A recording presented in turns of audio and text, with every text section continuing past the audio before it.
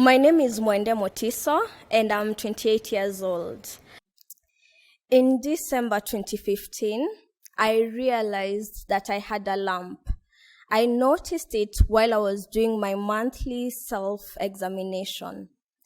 I decided to have it checked the following month because I didn't think it had to be anything, since at that time I was 23 years old, and also in our family we don't have any history of any type of cancer. So in 2016 January, when I went to have it checked, the doctor informed me that it is normal for young women to have lumps in their breast, and they're not necessarily cancerous. So I brushed it off and moved on with my life. About 7 months later, after going to about 4 different hospitals, I had to have a lumpectomy to remove the lump and the surrounding tissues. When the results came back about 1 month later, I remember getting the call while I was in a matatu, and the doctor informed me that I need to go and get them. So when I went to the hospital to have my results, I remember seeing the doctor's facial expression, and I knew that the results were not good. So he informed me that I had ductal carcinoma in situ, and to me that was French. So I asked him what that exactly meant, and he said that it is stage 0 breast cancer, which is also known as pre-cancer stage.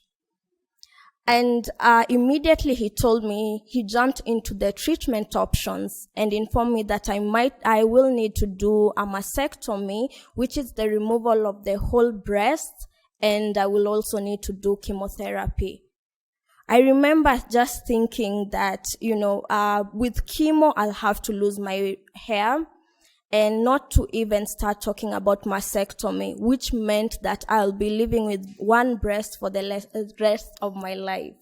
So this did not sit with me very well, and I was very nervous, and I started wondering how I'll live the rest of my life, basically, as a young woman.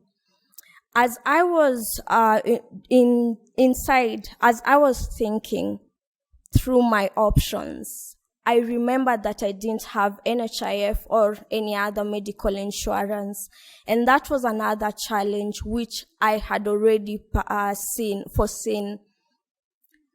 As I was thinking this, I realized that I was actually sitting outside the house, and from that day I cannot tell you how I got from the hospital to home. So when I shared the news with my sister, because they were very devastating news, I remember we just sat in silence because both of us didn't know what to do. Moving forward, I remember just thinking that my life might be would be the end of my life. After understanding the diagnosis and coming into terms with it, I decided to do a mastectomy. Not because I really wanted to, but mostly because it was the cheapest option I had. After the mastectomy was done, this was in September 2016, it took about 2 months for the results to come back, and I was told that I'm cancer-free. So during this time, I was still on autopilot because I had not come into terms with me losing a part of me, a part of an identity which women do identify with. I remember just wondering how it will be to live my life that way. It did a number on my self-esteem because I realized I couldn't wear the same clothes I used to wear, and I went into deep depression. One of the moments I do remember is when one of my mentors, who is a breast cancer survivor, sat me down and told me that if I have, having two breasts, one breast or no breast, doesn't define beauty, and that I am still beautiful the way I am.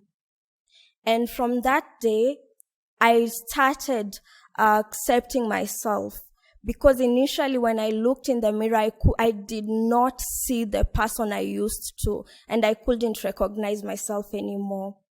So during that time, it took me about a year to come into terms and to understand that beauty is not the physical, but mostly what is within.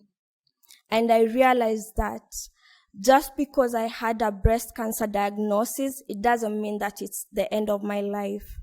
I understood that I can actually live the same life I used to live, same life which my peers do live, and that cancer should not define me, because there is always hope after a breast cancer diagnosis or any cancer whatsoever. Thank you.